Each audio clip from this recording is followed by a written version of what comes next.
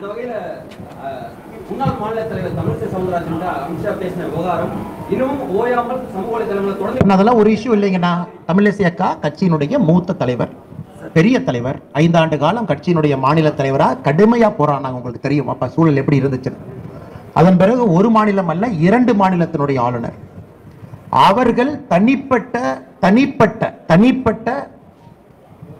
அவங்களே ரெக்வெஸ்ட் பண்ணி நான் தேர்தலிலே போட்டியிட வேண்டும், தமிழக பாரதிய ஜனதா கட்சியினுடைய வளர்ச்சிக்கு பாடுபட வேண்டும், மக்களுக்காக சேவை செய்ய வேண்டும் என்று அவங்களே ரெக்வெஸ்ட் பண்ணி அனுமதி பெற்று அவருடைய ராஜினாமா என்பது குடியரசுத் தலைவரால் அங்கீகாரம் செய்யப்பட்டு திரும்ப வந்து கட்சியில சீட்டு கொடுத்து சவுச்சனல் நின்னார்.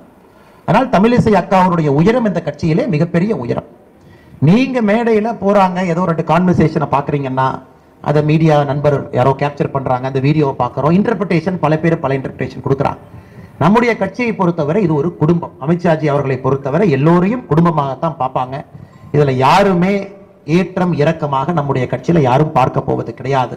அதனால்தான் தமிழிசை அக்கா அவர்களை இன்று இல்லத்திற்கு சென்று நான் சந்தித்து விட்டு வந்தேன். இந்த கட்சியினுடைய வளர்ச்சிக்கு மிக முக்கியமான தலைவராக இருந்து கொண்டிருக்கின்றார், இருக்க போகின்றார்.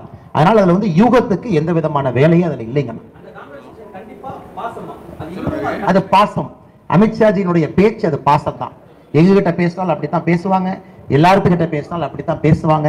அமித்ஷாஜியை பொறுத்தவரை அது பாசம் மட்டும்தானே தவிர எங்கேயுமே கண்டிக்க மாட்டாங்க. காரணம் அவரும் இந்த கட்சியினுடைய காரியகர்த்தா. அது பிரதமராக இருந்தாலும் எங்கிட்ட சொல்றது, எங்க பொறுப்பை பார்க்காதீங்க, நாங்களும் காரியகர்த்தா, ஓப்பனா பேசுங்க, ஃப்ரீயா பேசுங்க. நம்முடைய கட்சி மீட்டிங் எல்லாமே ரொம்ப ஓப்பனா ஃப்ரீயா இருக்கக்கூடிய மீட்டிங். இங்க வந்து பெரியவங்க சின்னவங்க நாம ஒரு விஷயத்தை பேசாம இருக்கணும், பயந்து போய் இருக்கணும், கை கட்டி நிக்கணும், அது பாரதிய ஜனதா கட்சியினுடைய கலாச்சாரமே இல்லைங்க.